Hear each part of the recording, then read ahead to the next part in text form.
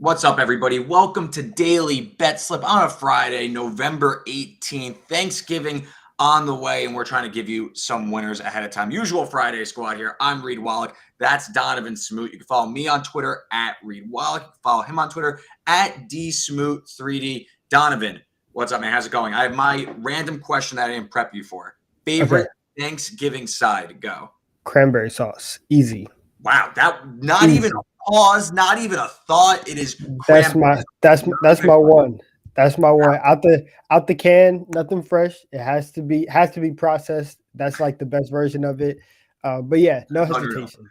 Wow. No hesitation. Okay. I'm like a simple mashed potatoes guy. I like it just simple. I know that's not necessarily like special made for Thanksgiving, but I'm a sucker for some good mashed potatoes. So there's mine. Wow, I'm floored at how fast you got that response off. Wow. Yes, sir. All right. Well, obviously Thanksgiving next Thursday, so I had to get in what your favorite side is before obviously we do the Friday show. But we got a lot of stuff to get to. Of course, we are going to give out our best bets. I'm going to give out some college football. Donovan's got some winners on the hardwood tonight in the NBA. We got your bets coming up in just a few minutes. We got some NFL hot takes. I think I have my spiciest one of the year coming up. Okay. So that'll be a little bit later. And that's our game of the night. Sixers versus Bucks. Sorry, all the Eastern Conference contenders are all the same at this point. But Sixers Bucks is our game of the night. So we're going to talk some hoops a little bit later. But with that being said, let's get to some community bets here. Thank you all that chimed in. We're going to bring up our first one, though. A little college football action. Woody at Pippin Ray 420 chimed in and said the Ole Miss Arkansas under is their favorite bet of the weekend.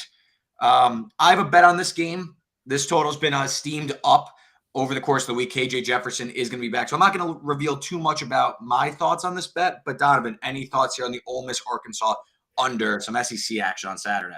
Yeah, I think the under has a lot of value here. I think this is a game that it's probably gonna be close. I don't know if we're gonna get shootout or like rock fight. But I would bet a little bit closer to rock fight. And I think now that the total's been pushed up a little bit, I think that there is maybe like a market for you to go under. So I don't hate this play. Okay, not bad. So let's get another one up here. We're talking some World Cup. Of course, getting started on Sunday. And at NJ Ben Faquista, I think we said that right, 89.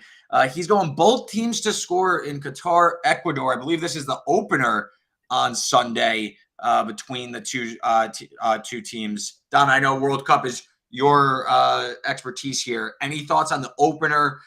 Both teams to score plus money here. And I guess maybe some quick World Cup thoughts on what's starting on Sunday. Yeah. So listen, I don't hate this. I honestly don't hate this. I think if you're talking about like the opening matches, sometimes you'll see teams like Qatar that are only here because they're hosting it. They kind of play a little bit of both, but it's the first game, so why not go ahead kind of root for goals. If we're talking about like a whole World Cup kind of preview, especially in this group, you have Qatar, Ecuador, Senegal, and the Netherlands in Group A. I think this is going to be the main opportunity for Qatar and Ecuador to get goals on the board and to get kind of any type of point advantage, goal advantage they can, because I think that the Netherlands and Senegal are going to come out of this. They're going to come out of this group. Senegal's been getting a lot of hype as one of like the sleeper teams, one of the dark horse teams. So expect Qatar and Ecuador to be at the bottom of Group A. So again, this is probably their only chance to really light it up on the scoreboard. All right, so we'll see that game, of course, Sunday morning, the World Cup opener. Let's get that next one up. I think we got two NFL plays coming up here. Yo-Yo Ma's cousin at Lil Nepatisse chimes in, going Rams money line against the Saints. Matt Stafford going to be back from concussion protocol. The Saints are kind of a dumpster fire. I don't even have an updated market on this one, but Lil Nepatisse is going with the Rams as I pull up an updated number. We got the Rams are, where are they? The Rams are plus 3.5 on the money line. They're in like the plus 145, plus 150 range. So a little bit of value there.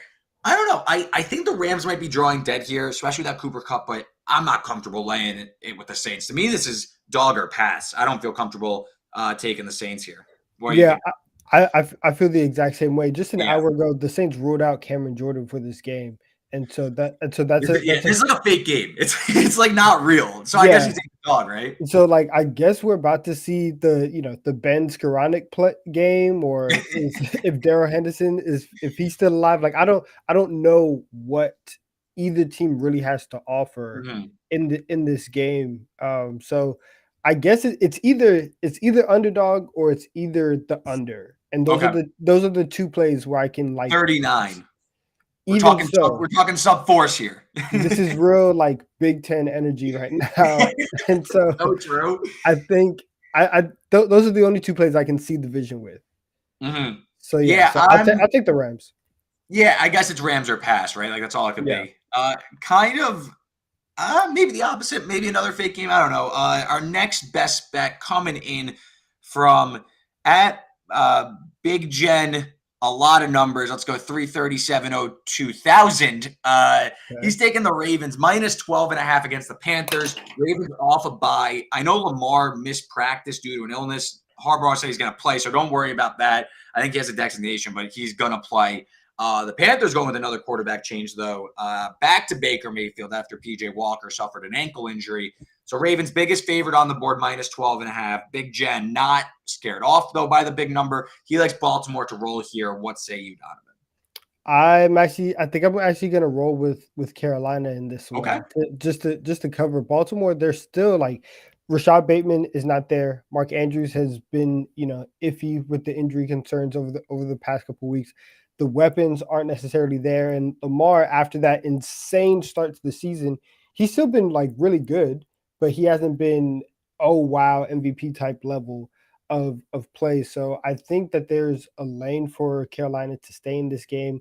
Our guy Josh Yoris, he wrote up the Panthers Ravens our secondary betting preview Mm. over at BetSided, and one of the stats that he cited was that the Ravens are 1-4 against the spread in their last 5 home games, and so now you're coming in off of a bye, maybe a trap game. It's is I don't feel comfortable backing Baltimore at this line right now. I like minus 12.5 a little bit more than what it's at right now at 13, even like 13.5 at some places, but I'll take Carolina. Yeah, I'm not really interested in this one. Baltimore secondary scares me. Baker has some familiarity with the Ravens. Maybe there's something. I don't know. Mm. What do you see any sort of difference between Panthers with PJ Walker and the Panthers with Baker Mayfield, or you think negligible? It's the same thing. I I think kind it of I kind of like Baker a little bit more than PJ Walker. I think the book's kind of out on PJ. I know they got the win and stuff. I don't know. I think there's I feel like Baker gives you at least a higher ceiling. I um would say the Panthers are probably more likely to win with Baker in than PJ Walker in this situation. that's fair, I Mm. guess, but they've both been so bad that I can't necessarily like go all in on that take. But Yeah. I will say for Baker, I actually think that the floor is higher than with PJ.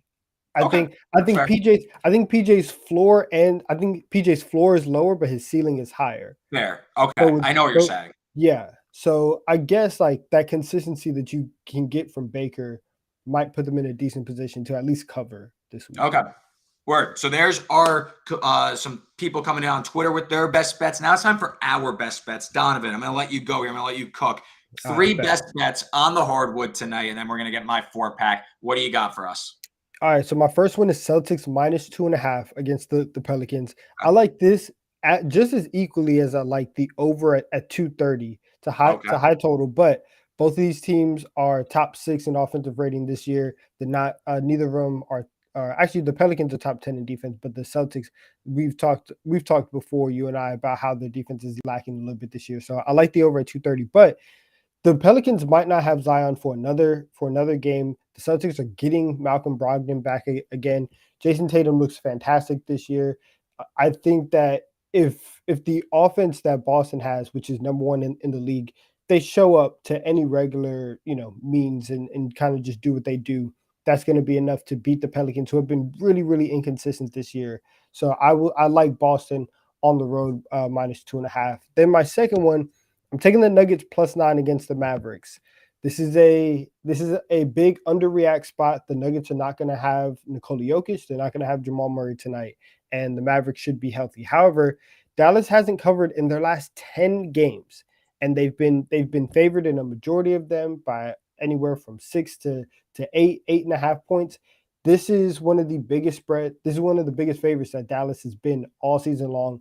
Their offense, even with Luka going crazy, is still not in the top 10. They're still not an elite offense. So I don't trust this Mavs team, who just lost to the Houston Rockets in their last time out. So they'll probably get the win, but I think that Denver will have just enough to keep it close and not lose by double digits. Yeah. So I'll back the trend of, the Mavericks not covering for the last 2 weeks. And then my last one, I'm taking the Knicks +7 against the Warriors tonight. Golden State's defense has been atrocious. Steph Curry is the only offense that they have, and if he doesn't score 35 plus, they don't really have a shot in a lot of games. Now, this is a Knicks team that's good against sub 500 teams. They have a majority of their wins there. It's a different Warriors team at home. They're under 500 though. They are. But that logic also went into the Nets game, and we both saw how that went. But the Knicks, they're gonna have enough offense, I think, to kind of combat the Warriors. And I think Steph has a big game tonight, but Jalen Brunson should be able to get to the rim. RJ should be able to get to the rim. And if Klay Thompson and Jordan Poole, if neither of them show up tonight, the Knicks are 100% going to stay within 7 points. So I'll take the Knicks as underdogs. I'll take the Nuggets as underdogs, and I'll take the Celtics as favorites on the road today. So those are my 3 for the night. All right, there we go. So you gave it tonight. I'm going to give it some 4 picks for tomorrow. The Saturday 4-pack, as we call it, 1 bet for every time slot tomorrow. So you're set with bets all weekend. We went 2-2 last week, and we're going to try and get it going here. 4-1 to start the week. Let's try and have a big Saturday. We'll start 12 p.m. Vandy +14 against Florida. Vandy, of course, got the upset win against Kentucky as 17-point underdogs on the road last week. They're now coming home. I like them to hang around again and keep this within 2 scores. Florida hasn't covered their last 8 road games as favorites. They're 2-4 this season as favorites, and Vanderbilt has a lot to play for. Technically still alive for bowl eligibility. They've been playing up to their competition all year long. I like Vanderbilt to hang around in this one. Florida has Florida State on deck. They've already qualified for a bowl. I don't really see it. I don't think the Gators are going to look to blow this one out. I think Vanderbilt could keep this within 2 scores. Next up, Temple +17 against Cincinnati. Cincinnati 2-8 as a favorite this season. They have not covered spreads, big spreads whatsoever. And Temple's offense starting to come alive with E.J. Warner. They've covered their last 4 games, 3 of them as double-digit underdogs. I think they could do it again. And Temple's secondary going to be the key here. 42nd in EPA per play against the pass. Cincinnati, they can't run the ball. They are only throwing the ball this season. Top 40 in pass rate. So I think Temple could keep this game slow. And Cincinnati's playing next week for an AAC championship bid against Tulane. Winner goes. So I don't see a big incentive here to run it up. I think Temple keeps this close. Next up, under the lights, give me Arkansas money line. Tell your bookie to keep the points. We'll take the +112. Arkansas money line. KJ Jefferson will be back from a shoulder injury, and Ole Miss just lost a heartbreaker to Alabama last week at home. They have nothing to play for in this game. Meanwhile, Arkansas, they need to win one of their last 2 to get in bowl game. They go to Missouri next week. They'll be favored in that game, so maybe they win that one. But why put off what you could get done tomorrow night? Beat Ole Miss outright. I like Arkansas there. I think that they're going to be able to run wild. And the late game, some injury concerns here, but Oregon, Utah, late game in Eugene. I think this game goes over the total at 61. I know Bo Nix, it doesn't seem like he's going to play. I still think you could move the ball on this Utah defense. That is bottom half of the country in yards per play. They're 84th in success rate against the run. So I think you're going to be able to run the ball pretty well, whether it's Ty Thompson or it's Bo Nix. So I like Oregon to put up points. And on the other side, Oregon's defense, 120th in defensive success rate. I think both teams get into the 30s here. I'm not afraid of the possible injury news there. I'll stick with the over there. Utah, Oregon is our late night play. And there's your Saturday 4-pack. It's got 4-0 on there. Let's bring up that recap graphic while we're at it. I wrote through that one pretty fast. But for tonight, Donnavan, He's on the Celtics -2.5 against the Pelicans, Nuggets +9 against the Mavericks, and the Knicks +7 against the Warriors. And then for me, the 4-pack, Vandy +14 against Florida, Temple +17 against Cincinnati, Arkansas money line like +112, and Utah, Oregon over 61. And there's some best bets for you. So now let's talk some NFL hot takes for the weekend. Donovan, I need to be better at double checking this stuff, but I don't remember what I said last week. Last week wasn't the Dan Campbell Bowl. It was what did I say last week? I cannot remember. Okay, I will pull it up right here. So mine was Bucks back to being an NFC threat. I feel like people are back like buying the Bucks now they beat Seattle going into the bye week. Yeah, I think so as well. I've seen the videos of everybody saying like, oh, they're starting to like the leaves are being, or the seeds are being planted there. Yeah. And then yours was Josh McDaniels should be fired, which we were both like wise to that one. We were like, we like the Colts in this one. We think that they get it done. So we'll give us a 2-0 there. Okay, nice. What do you got for Week 11 hot take? So I think I've already said this before, but I really want to reiterate it. I think Brandon Staley's on the hot seat here. Okay. Because the Chargers, so they go into San Francisco last week and they end up losing to the Niners. And this week they're going to be at home against Kansas City. They're 4.5-point underdogs. Mm-hmm. And at a certain point, right? Like Keenan Allen is supposed to be back, but the offense that you have with Justin Herbert, I understand that you don't have a Keenan Allen, but it's so uninspiring. It's so just mediocre, and there's no like inventiveness, there's no creativeness. And if the Chargers fall to what, 5-5, 5-6, have they had that bye yet? I can't remember. I'm pretty sure the Chiefs clinched the division with a win, pretty much. Which is kind of crazy to think about. Which is absolutely wild that they can be in that position. The Chargers are 5-4. The Chiefs are 7-2. Okay. So they don't clinch, I don't believe, but like pretty much, yeah. If the Chargers end up at 5-5, and now they are really, really like on the outside of that playoff race, on the bubble, that whole thing, you're going to start asking these questions about, okay, is Staley the guy? Because now this is multiple years that it's happened and you haven't been able to get the job done. You bring him here, you have a quarterback that's 100% capable. You have to win divisional games. And eventually you're going to have to beat the Kansas City Chiefs. The AFC West is going through them until further notice. And I don't think that they get it done. So I think that Brandon Staley, we're going to start talking about, is he the guy moving forward? Is there a change that needs to be made in Los Angeles? And that's kind of going to be one of the talking points after this week. Okay. This is the first time we're doing this, but we're pretty much going head to head here because I think the Chargers are going to get this Chiefs monkey off their back the last few times they've played. You think they get it done? I think they get the outright upset against the Chiefs. Wow. And I think my hot take is that Tua Tagovailoa is going to be the MVP favorite. Oh my God. Going into next week, which I completely disagree with. I could not be more off of this take, but I think that with the Dolphins on a bye and everyone continuing to gas up this Miami Dolphins hype train, Tua is going to slowly pass Patrick Mahomes this week as the MVP favorite. Again, completely unwarranted. I do not think Tua Tagovailoa should be the MVP favorite, but this is what happens when you look week to week at these markets. Weird things happen. I think that the Chargers are getting, looks like Keenan Allen and Mike Williams back. The Chiefs could not be more banged up in their wide receiving core. Hardman and Juju are both out. A lot of things are trending in the direction that the Chargers could sneak one over the Chiefs. And listen, this is what happens in the course of an NFL season. Teams drop games. It's just like the sequencing of events. And the sequencing of events is that Miami is all of a sudden this hyped up team looking like they're going to be Super Bowl contenders. They technically haven't lost a start with Tua. Which again, I feel like that kind of like things broke a certain way. Yeah. And it looks like now Tua, not to mention they come off their bye and they play the Texans at home next week.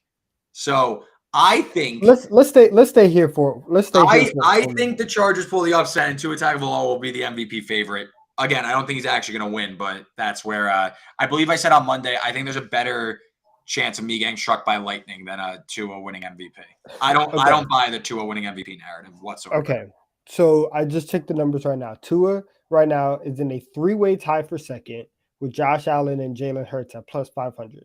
Okay. Patrick Mahomes is at plus 125, right? He's the favorite. You think Tua is going to jump him this week in the odds? Yeah. Maybe they pull tied and then he passed him after they beat the Texans. But I'll stick with the hot take and say like, yeah, he passed him in the odds this week. I'll stick with the brand. I don't think I listen. That's a hot take because I don't see that happening at all. Like I think even if there's no way He's there's not playing. He's not no, playing. but like Chiefs look. on If the the Chiefs Chiefs look side, bad, though, the Chiefs look bad. there's Someone's got to move. You know. there's absolutely no way that the Chiefs lose this game by more than a field goal. That is the Yeah, but like only that, you that's the lose, you lose. that's the only way. No, but I'm saying there's no way that Kansas City can look bad in this game. It's not going to be like there's no way that the Chargers win this by more than 3 points, right? And if it is, it's like hey, it's like a oh, it's a it's Like a it's it's a all divisional results game. driven. Like Hurts was the second choice pretty clearly, and they lose a fluky game to the Commanders, and all of a sudden he's like looked at as like not like what I think like still could easily be the Well, MVP. they were waiting. Listen, and I'm just my saying it's my all my results my driven. Philadelphia my The Chiefs Philadelphia lose, Eagles all people talk bias. about is how bad the offense is and like what happened to Mahomes in this game, whether he looks great or not. My Eagles bias is about to come out. But people were waiting for us to lose, and they were waiting to hate on Jalen Hurts, and they've been waiting for the entire train to fall apart this entire season. So that little fluky loss that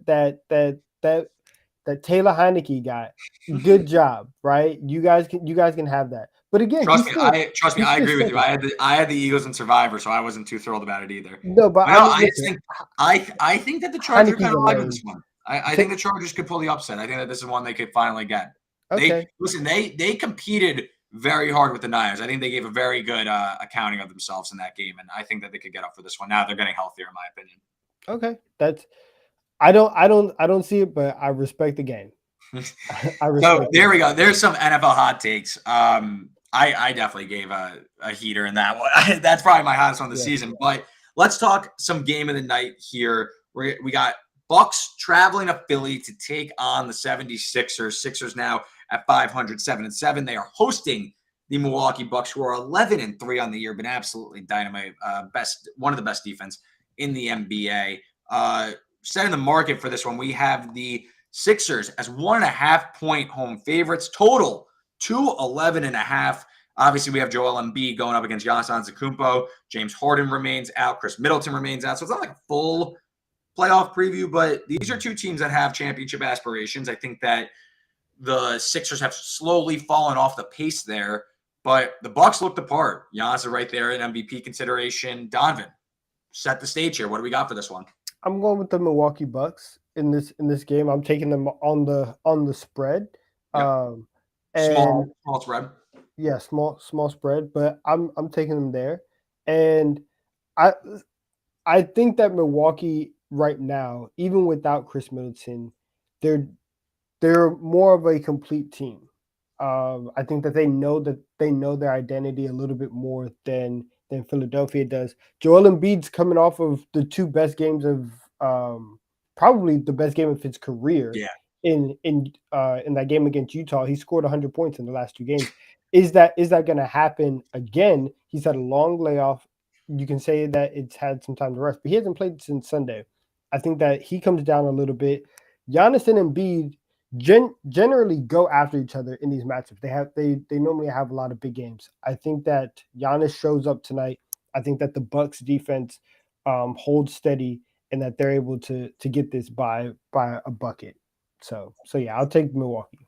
Yeah, I think that The reason why Philly looked like a contender going into the season was their depth and how they had different combinations to throw at you. And we just haven't seen that with this Philadelphia team, in my opinion. Forget that Harden's hurt. That's like a whole, obviously, that's going to hurt the depth of the team and Yeah. stuff. But like the DeAnthony Melton move, I loved. I wasn't big on the PJ Tucker move, but you thought that things were going to fall into place a little bit faster for this team. Mhm. And it just doesn't happen. I mean, you look at Milwaukee, though, even without Middleton, they have an identity, like you just said. They are probably closer to their full playoff product in terms of like roles defined. The Sixers don't Mhm. look all the way there yet. It looks like it's can Embiid win us this game? I think Tyrese Maxey doesn't really know what to do with the ball when there's a star on the floor with him. And that's not a slight at Tyrese Maxey. I think Tyrese Maxey's awesome. It's his role probably needs the ball in his hands a little bit more. And this is It's just Doc Rivers' fault.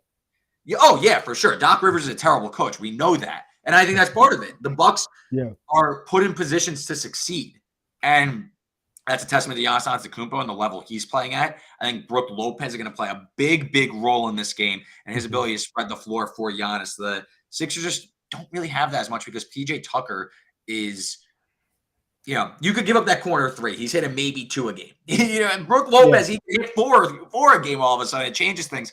I mean, you just look at how this goes. Milwaukee 10-4 against the spread this season. Philly's just been middling 7-7. I just think that, you're telling me the Bucks are like ever so slightly better than the Sixers right now in a neutral court. You give the Sixers 2 points of home court, bucket of home court. I think the Bucks are probably a little bit more than a bucket, maybe closer to 3-4 points better than the Sixers on neutral, in my opinion. I understand why the line is here, but I think that Milwaukee's the better team, and they show just that. So I'm going to be on Milwaukee with you here. I think that the defense really kind of clamps down here and finds a way to get it done. So I like Milwaukee. I mean, we just saw them absolutely take it to the Cavs, who I hold the Cavs in I hold the Cavs as like a contender. I think the Cavs are legit. I've been very impressed. Okay. The Bucks just absolutely boat raced them the other night, 113-98. So they were small favorites at home in that game. I think you need to be adjusting the Bucks team. I think that they're a class of. I think it's probably power rating wise, probably like if you want to put Boston ahead of Milwaukee, short, very close there. Then a little bit of a drop off, Cleveland, another drop off, and then you're in like your Philly range. In my opinion, that's how I would power rate the Eastern Conference. That's fair. Like right now, obviously, it's game like 15 for these teams. Like you can, there's ways to go on this, but that's just where I see it right now. But Donnavan, we are not alone because the community has chimed in and said Bucks money line is their best bet for tonight, also. So we're all simpatico on this one. Bucks money line, Bucks with the points, whatever you want. We think that this is a Milwaukee win here, and Philly falls back below 500, and maybe this heat gets a little bit hotter for old Doc Rivers there, old Glenn Rivers in Philadelphia. But great show. That's our show. For all my plays for the rest of the weekend, you can check out my bet stamp at RW33. Don will be back next week. Ian and Matt Verderam will be here Sunday morning. I'll be back on Tuesdays on the early read, previewing Ohio State, Michigan, and all things week 13. Big shout out to JJ, our producer behind the scenes. He's crushing it. And until then, everybody have a profitable weekend, and we will see you soon.